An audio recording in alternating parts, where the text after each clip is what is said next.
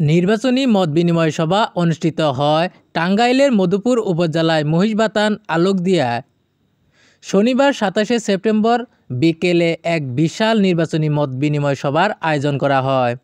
এই সভায় প্রধান অতিথি হিসাবে উপস্থিত ছিলেন আসন্ন জাতীয় সংসদ নির্বাচনে অংশগ্রহণ আগ্রহী প্রার্থী মোহাম্মদ আসাদুল ইসলাম আজাদ। সভায় প্রধান অতিথি তার বক্তব্যে বলেন, মানুষ আমার শক্তি, আপনাদের দোয়া ও সহযোগিতা নিয়েই আমি সামনে এগিয়ে যেতে চাই। উন্নয়ন ও সুশাসন, আধুনিক প্রজন্মের জন্য একটি সমবদ্ধ বাংলাদেশ গড়ে তোলাই আমার লক্ষ্য। তিনি স্থানীয় জনগণের বিভিন্ন সমস্যার কথা মনোযোগ দিয়ে শুনেন এবং সমাধানের আশ্বাস দেন। বিশেষ করে শিক্ষা, স্বাস্থ্যসেবা, কৃষি উন্নয়ন, যোগাযোগ ব্যবস্থার আধুনিকায়ন ও যুব সমাজের কর্মসংস্থান প্রসঙ্গে তিনি তার পরিকল্পনার কথা তুলে ধরেন। সবাই স্থানীয় নেতৃবৃন্দ, ব্যবসায়ী, যুব সমাজ, তরুণ প্রজন্ম ও কৃষক সমাজের প্রতিনিধিরা বক্তব্য রাখেন। তারা বলেন, এলাকাবাসী দীর্ঘদিন ধরে একজন সৎ, শিক্ষিত ও যোগ্য নেতার প্রত্যাশা করে আসছে।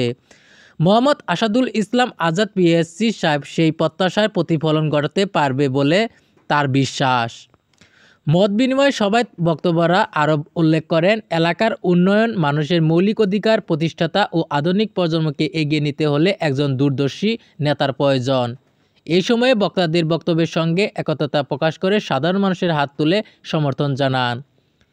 সভায় মধুপুর উপজেলার বিভিন্ন ইউনিয়ন থেকে কয়েক হাজার সাধারণ মানুষ উপস্থিত হয়ে অনুষ্ঠানকে প্রাণবন্ত করে তোলেন।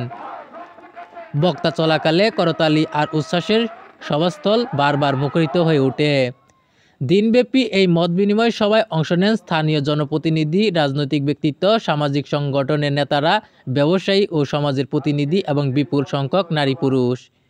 শেষে মোহাম্মদ আসাদুল ইসলাম আজাদ পিএস সাহেব আবারও এলাকার জনগণের প্রতি কৃতজ্ঞতা প্রকাশ করেন এবং আসন্ন নির্বাচনে তাদের দোয়া ও সমর্থন কামনা করেন। Ismail Hossain, I news, Madhupur.